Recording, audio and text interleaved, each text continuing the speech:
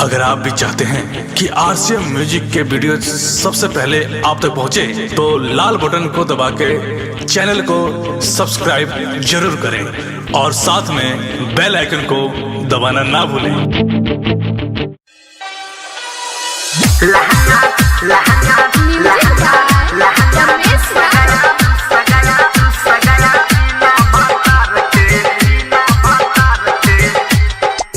बालिकन बाली पेनी गोर का सिंगार के जो बना उपास रह जाता मन मार के, जो बना उपास रह जाता मन मार के। बालिकन बाली पेनी गोर का सिंगार के जो बना उपास रह जाता मन मार के। लहंगा रुस गया रे सखी बिना भतार के, लहंगा रुस गया रे सखी बिना भतार के। बालिकन बाली पेनी गोरी का सिंगार के जो बना उपास रह जाता मन मार के। लहंगा रूस गया रे सखी बिना भतार के, लहंगा रूस गया रे सखी बिना भतार के।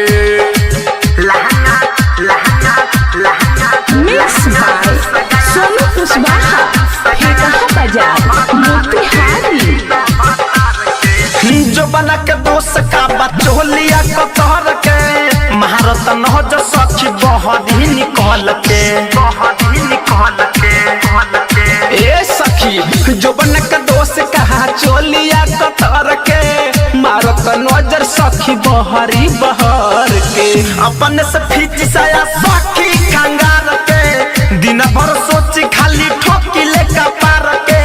लहंगा रूस गया रे सखी बिना भतार के, लहंगा रूस गया रे सखी बिना भतार के। लहंगा रूस गया बिना भतार के। हम संतोष तिवारी नहीं बुझे बात हो, धड़कन धनंजय नहीं कटे रात हो। ए सखी हाय हाय संतोष तिवारी नहीं बुझे बात हो, दिनवा तक कट जाला कटे है न रात हो। विवेक सिकंदर संग जब तनी प्यार के धसुधर मेंदर छोड़ा दिहले आँख मार के। लहंगा रुस गया रे सखी बिना भतार के, लहंगा रुस गया रे सखी बिना भतार के। रिकॉर्डिंग स्टूडियो लाल बेगिया।